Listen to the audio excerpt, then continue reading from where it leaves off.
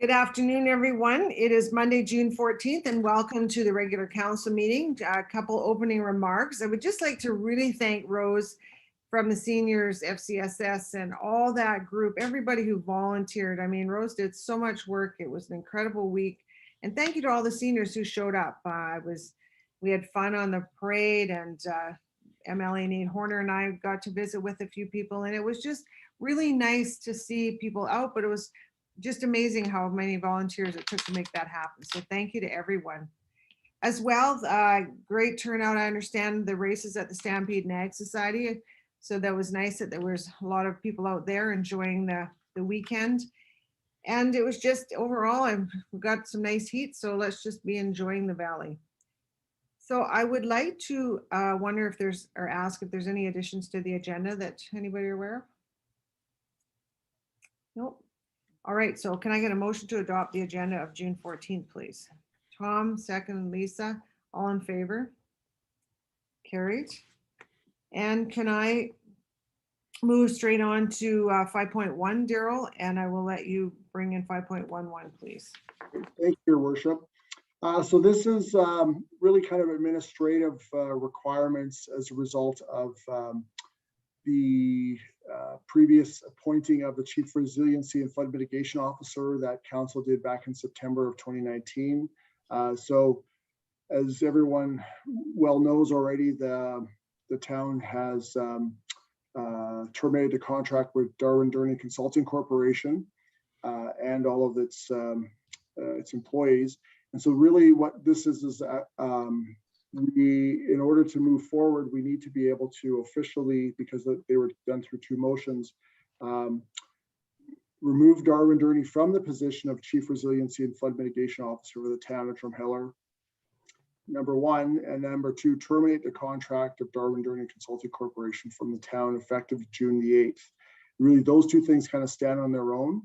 And then I think council had talked about trying to amend this reporting structure. That's bullet or proposed motion number 3, to have all of the parties that previously reported to the Chief Resiliency Officer report up to the CAO or designate for the remainder of the project.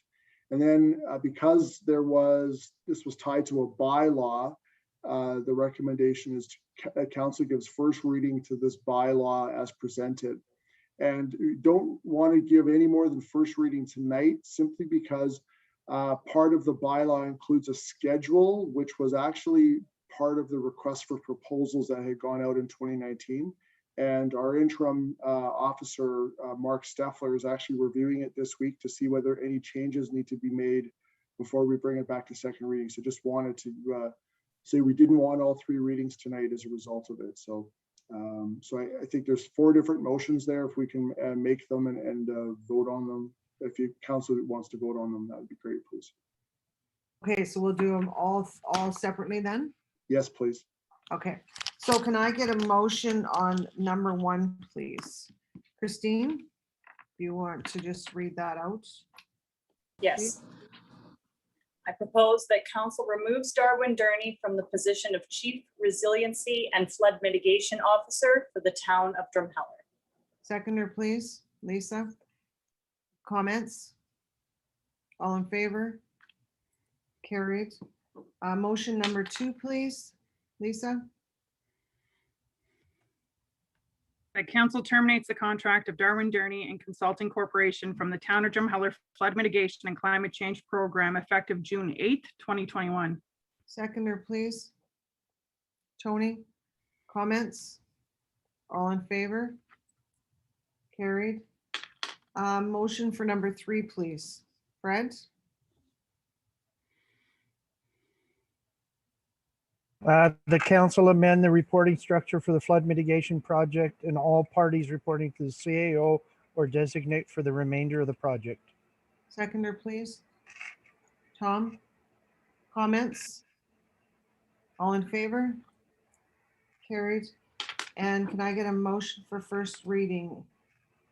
Go ahead, Tom. I move that council gives first reading to bylaw 11.21 as presented. Seconder, please. Tony? All in favor? Carried. Thank you. Do have just one little typo, if you want it.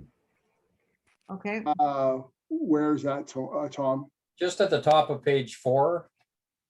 You just have to strike out in the very first line, it just says contractors responsible for the management of the project office and will. You just got to strike out the and will there. Just period after project office. Good. See, and that's exactly why we didn't want all 3 readings tonight. So good, thank you. As well, on the clauses part, 3 becomes 2. All of clause 2 was struck, so Yes. Okay.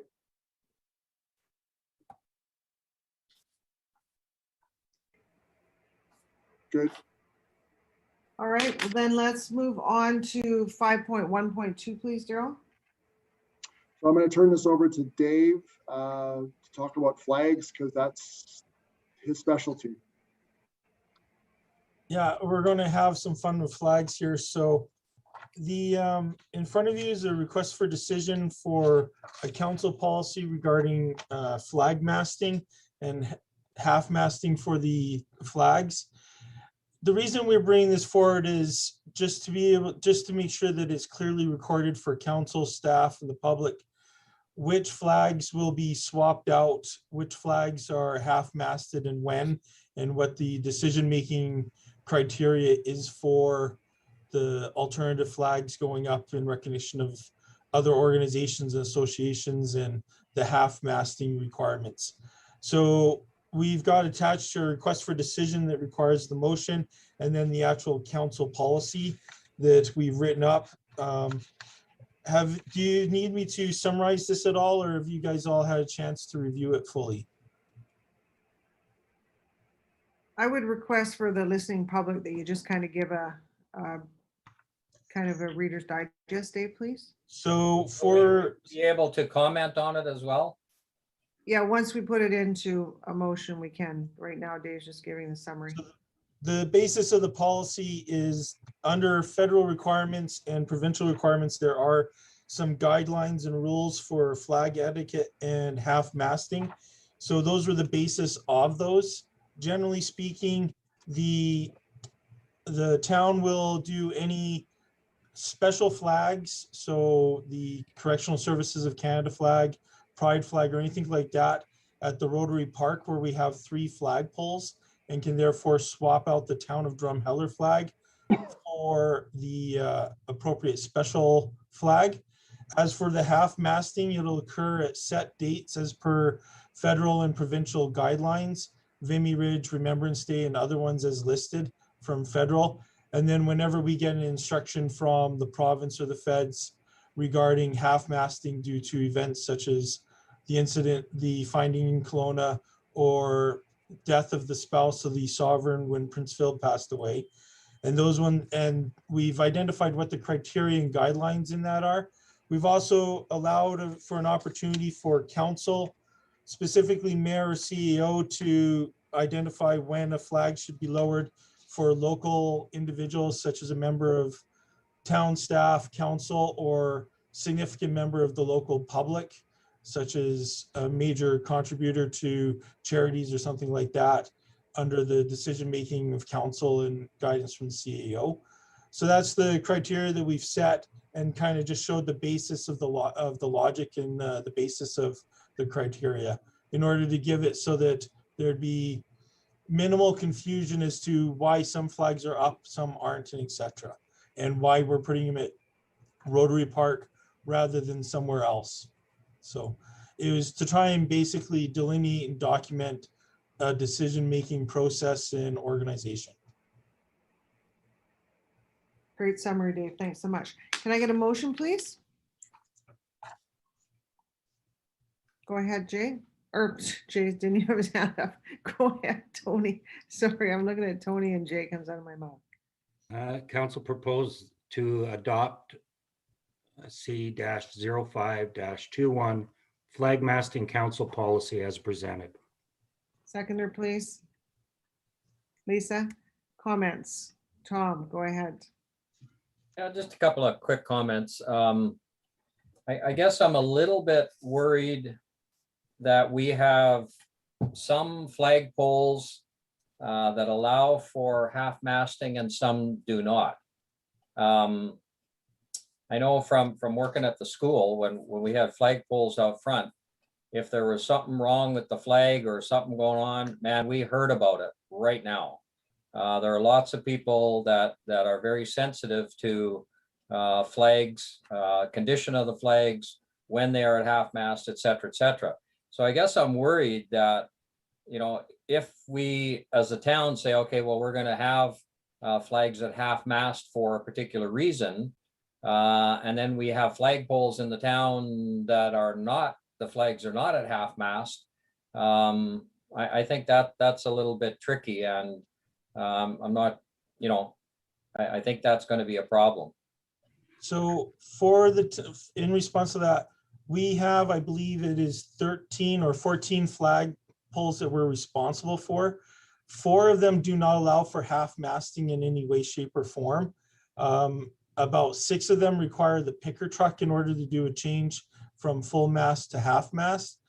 What the intention of the Public Works Group is to basically, in the upcoming budgets, simply identify a cycle where we swap out the flagpoles individually over the next several years to make sure that they're all consistent.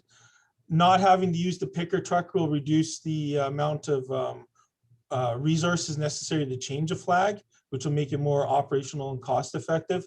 And actually having all the flags able to drop to half-mast would make it much more straightforward and clear on why some flags are still up and some aren't. Right now, though, there's 4 flags, one of which we don't actually look after. We simply supply a flag for, and the community looks after. But the other 3, we need to swap them out so that we can actually do a half-masting at those. And our intention is to basically do that over the next couple of years, cycle out the poles so that we're consistent on all the poles.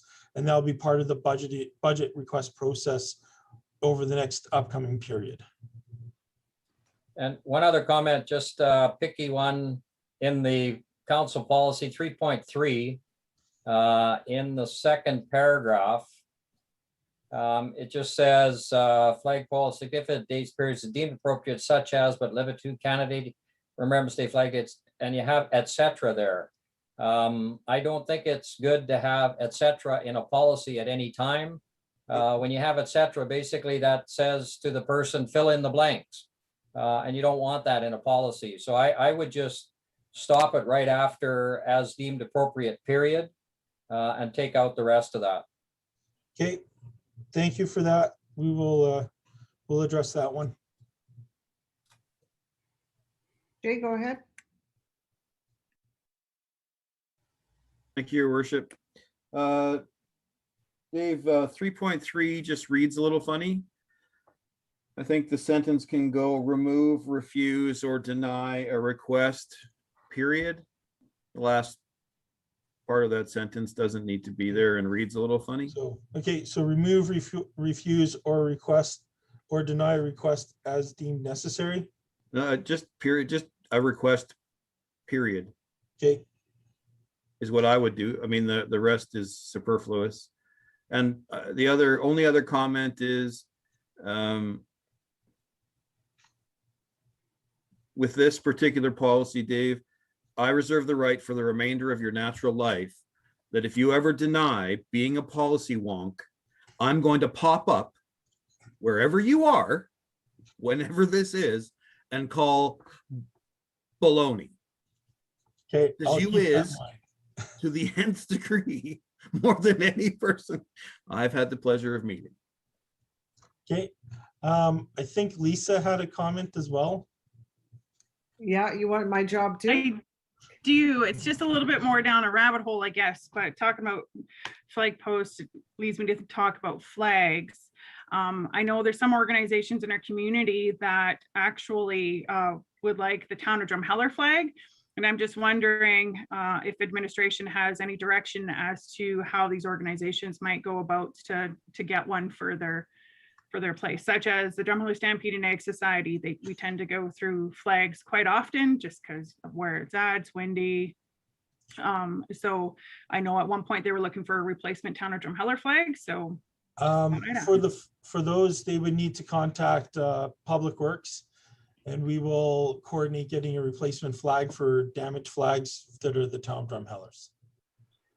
Perfect. So what if they need, say, the province or the government of Canada flag? Does that also go through there, or do they have to go to the appropriate bodies? If it's the town that's supplying if it's a organization where the town is responsible for supplying the flags, which I don't believe that they are, they would contact us for those. But if it's a private organization that's flying those flags, they should be sourcing those alternative flags themselves from the appropriate bodies. Thanks, Dave. I don't want, I mean, council can change this if they wish, but I don't know if it'd be good for us to dedicate resources and budget to supplying flags to other agencies that are not the town. So, I mean, we're trying to manage the budgets as much as we can. Every little bit helps to control it, so. Well, that's fair. I just, years past, I thought that they were like the federal government or the provincial government would actually have a certain supply that's given to municipalities, but I'm not aware of they that. sure are but- changing. Yeah, I'm not aware of that. I can look into it to confirm it, but I'm not aware of that at this time. No worries, Dave. Thank you. Anyone else? Okay, so can I get a friendly amendment to that motion, please, with a couple changes that were made? Or do I need that? Daryl, yes? I think you could just, you don't need an amendment. I think you just, those, as long as that feedback's incorporated, those comments are incorporated, which is, it's grammatical stuff, so. Okay, all right. Well then, anybody else? All in favor? Carried. Okay, we'll move on to 5.2.1, and Greg, could we get a COVID update, please? Thank you, Your Worship, Council, Administration. Thankfully, the community, we're still at zero according to AHS data that I check several times a day. At this time today, the Premier started a vaccine lottery with returnable dates in July, August, and September for those 18 and over and who can verify they've had at least one dose of the vaccination. Vaccination bookings have slowed, Dr. Hinshaw has reported, and the Delta variant, which originally was identified as a COVID variant out of India, is now proving to be especially troublesome in other countries, and it's about 5% of our cases in Alberta. We are now in stage 2, and which does see a considerable change over stage 1. And as for entertainment, restaurants can now see diners inside. No any restrictions on youth and adult sports, outdoor gathering, public events of 150 people, but mask and distancing requirements are still in place. Stage 3, just so we're all clear, would lift a ban on indoor gatherings, but is set to start 2 weeks after we have 70% of eligible recipients have had at least one dose of vaccination, and hospital rates continue to decline. So that in a nutshell is essentially where we're at. There are some more liberties been opened up to the population in stage 2, but we still have some restrictions, and there are still many cautions out there about us just taking it slow, and so we don't get into another wave. Thanks, Greg. Does anybody have any questions of Greg? Okay, thanks so much, Greg. Thank you. And actually, and Darren's on too to give a rec update just for our listening public there. Okay, perfect. Go ahead, Darren. Welcome. Thank you. Good afternoon, everybody. So as Greg highlighted already, I'll just expand just a little bit more on particularly the indoor recreation items. And so we are excited that we're starting to see a little bit of a glimmer of hope at the end of the tunnel, and we are opening our recreation facilities indoors as of Monday, June 21st. We're a little bit delayed. We've ran into some struggles making sure we've got enough resources in place to be able to open in that. The Aquaplex opening will follow the current schedule that they've got out for the outdoor pool as well. There may be times, however, that both pools will not be accessible just due to making sure we've got resources in place. The Aquaplex is reporting that it has been quite busy, and of course, with warmer weather, that demand is even greater over there. But they are doing a great job over there, making sure that they are remaining COVID safe, and they are taking reservations for all of their times and bookings over there, just to ensure that we don't exceed capacities and that we do remain manageable. And that staff over there are also ensuring that cleaning is getting done, not only for the pools, but also out at the splash park area and that. So keeping everybody safe out there as well. So for the BCF, like I say, we're very excited to be opening our doors on Monday, the 21st. It will be on just slightly modified hours, and that being, we're going to be open Monday through Friday, 6 a.m. till 9 p.m., which is our pre-COVID hours. So we're happy to be able to offer that to the community. Saturday, we're going to be remaining closed, as well as Sunday for the time being, until we can reach stage 3. And hopefully by then be able to secure some additional staffing resources as well to be able to open up a little bit more in that fashion. So if anybody is interested, of course, looking for employment opportunities, I encourage them to go to the careers page, please, and apply through there. Just a little plug while I'm on the screen. As far as the BCF, like Greg was indicating, we want to do it cautiously and carefully. They also need to reserve their times for the BCF. So lower fitness, upper fitness, walking track, field house, and that'll all be open, but it is by reservation only. And so they just need to log in to the town website and be able to activate their online reservations there. And reservations will be available as of Thursday morning this week for everybody to start doing that for next week. There was a lot of discussion previously about high intensity, low intensity, and masking in that. We have been told that masking is not required while participating in activity. And it doesn't matter whether it's low intensity or high intensity. However, masking is still required as you are transitioning and walking through the facilities and that to different areas. So whether it's in the lobby, the change room, hallways, etc., masking is still required. Currently under stage 2 for us. So 3 meter distancing is required for all indoor physical activities. So that's why we're going with the reservations, so that we can still manage that effectively and remain safe. We're excited. We think that certainly the public is ready to come back, as are we. And we are also working on getting our Camp BCF up and running for the summer as well, to be able to offer that program in a safe COVID fashion way as well. So yeah, I'll take any questions that anybody might have for me. Thanks so much, Darren. Go ahead, Tom. Yeah, Darren, I actually have a question for Darren and one for Greg as well. So I bought a membership. I think it was a 6-month membership just for the BCF back in October, September, October, somewhere in there. Used it a few times, and then the facility was shut down. Now, I don't normally use my BCF membership at all during the summer. Will it still be current in the fall? So what we ended up doing with all the memberships, because this ended up dragging on for so long, we ended up actually canceling all of the memberships, and staff worked very hard to go back and look at everybody's membership and placing credits onto each individual's account that we have through recreation. And that credit will be there for you to be able to use, or anybody to, not anybody to use, but in your own account will be able to use. And you can purchase it, either another membership or a different membership.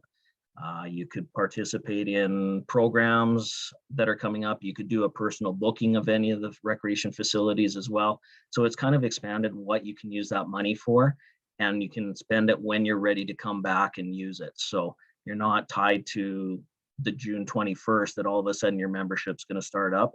You can start it when you feel it's safe to come back and when you are ready to come back. So thank you for the question. Yeah, and also a question for Greg. While we were playing pickleball this Saturday at the DVSS courts, we were talking about vaccinations, and there were a number of people there who were fully vaccinated, but they got vaccinated in the States this past winter, and they don't count in the percentage of vaccinations in Alberta. What is the process for them to register or whatever they're supposed to do? Where do they go? What do they do so that they can count in that percentage of fully vaccinated people? Well, they will be counted, but as for the exact process, who they come with Jujitsu, I can't tell you right now. I would have to do some digging and I can find that out. But right now, as for the process as to how they do it, I just read recently as yesterday, in doing some work, and they are being counted. But how is, again, I can find out, but I don't know the answer right now.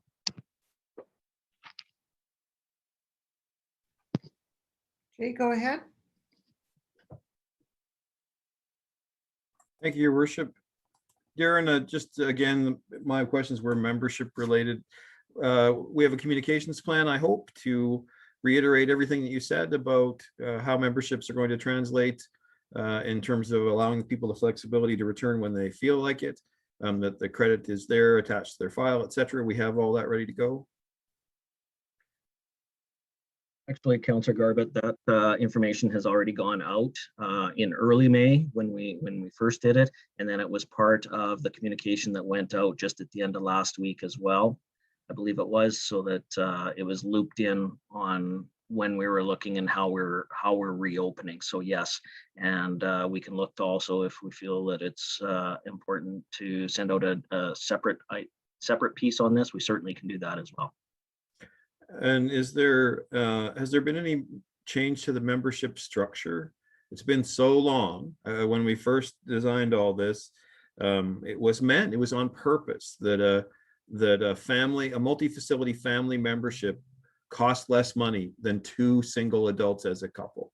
That was on purpose, to drive families to the facility as it cost less than just both parents having one alone. Their kids would be included, and it would cost less money by having a family membership.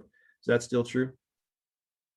That is still true. Absolutely. There's been no change currently to the structure of how the memberships are presented. And in fact, corporate membership, is this corporate discount is still available? Corporate discount is still available as well.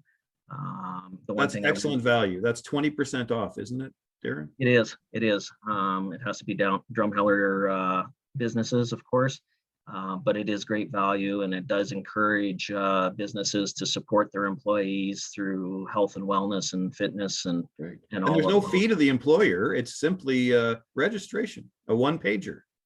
Absolutely. Yeah, excellent.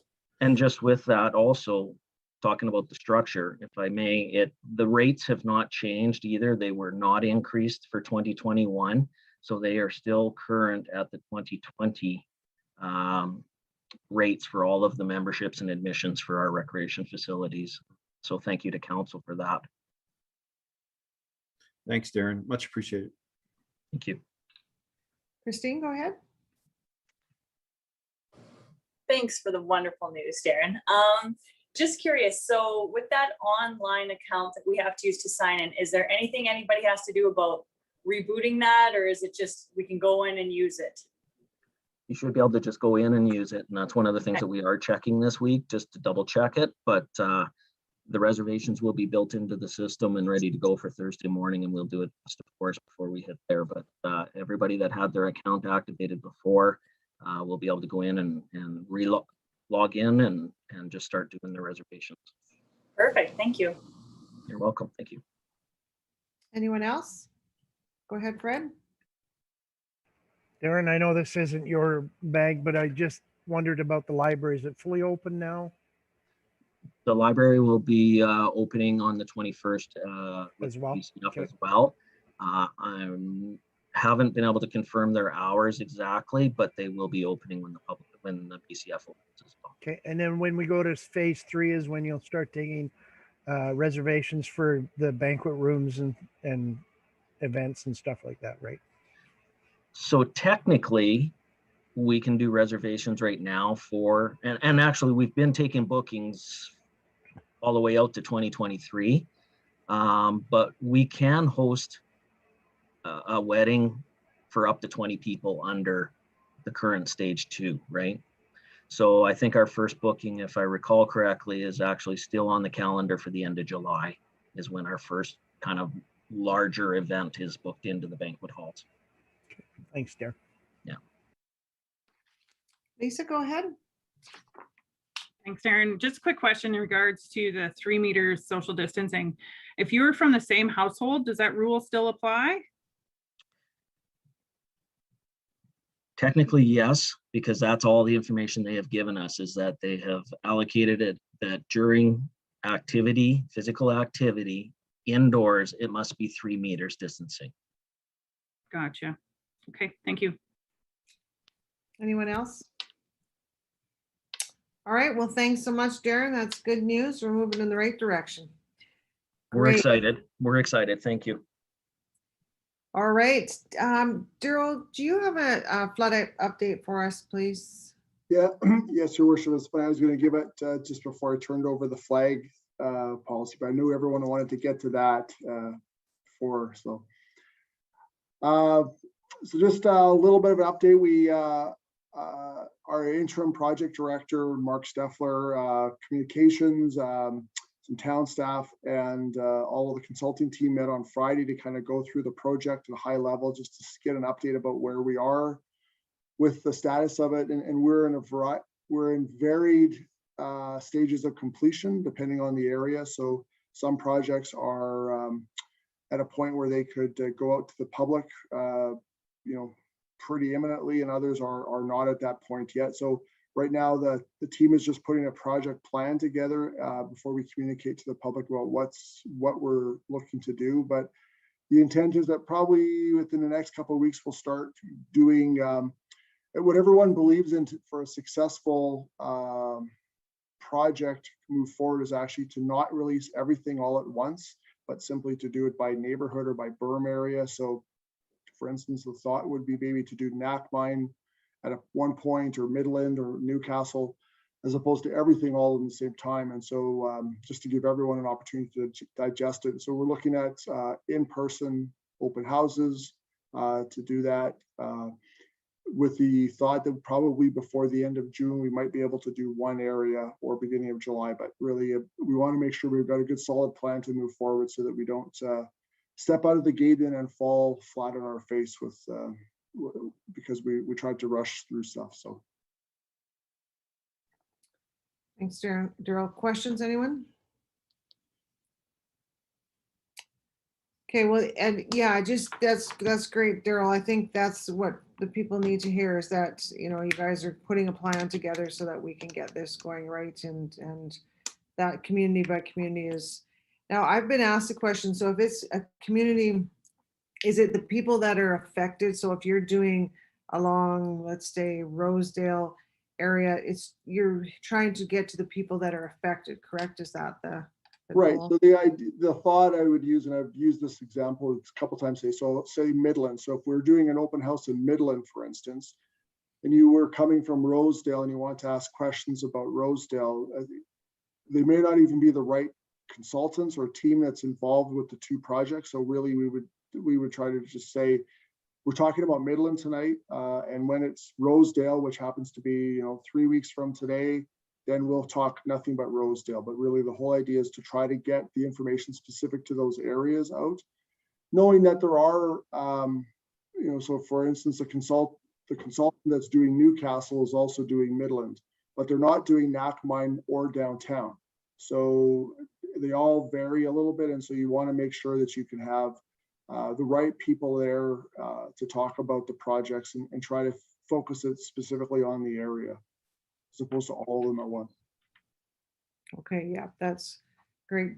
Go ahead, Jay.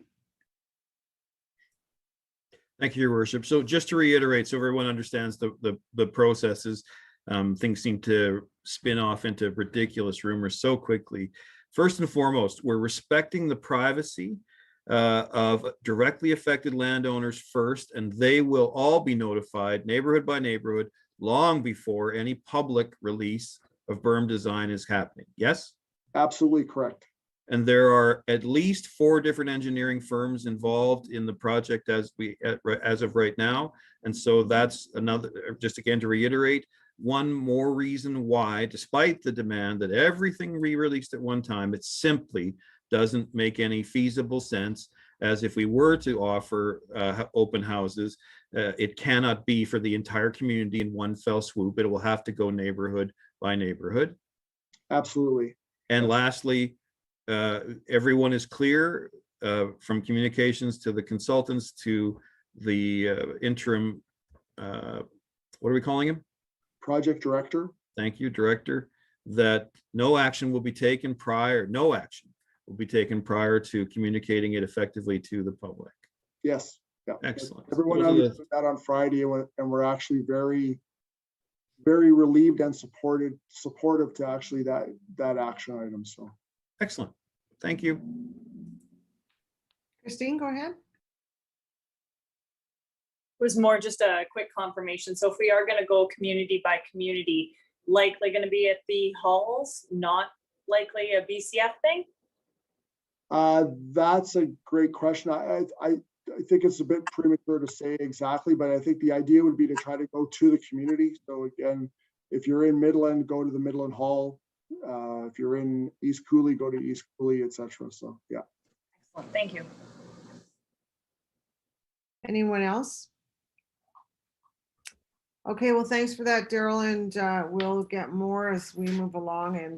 And just a reminder to the people, Mark and Daryl just met with everybody on Friday. Today's Monday, so there's a lot of stuff that needs to be gathered to get this all going in the right way to get the right plan together so we can release it. So, all right, well, I think that winds up this meeting. So thank you to everyone for watching. We look forward to seeing you next week, and everybody have a great week. Enjoy the sun. Take care. Thank you. Oh, sorry, need a motion to adjourn. Oh, sorry, need a motion to adjourn. Lisa, Christine, all in favor? Carried. Have a great week.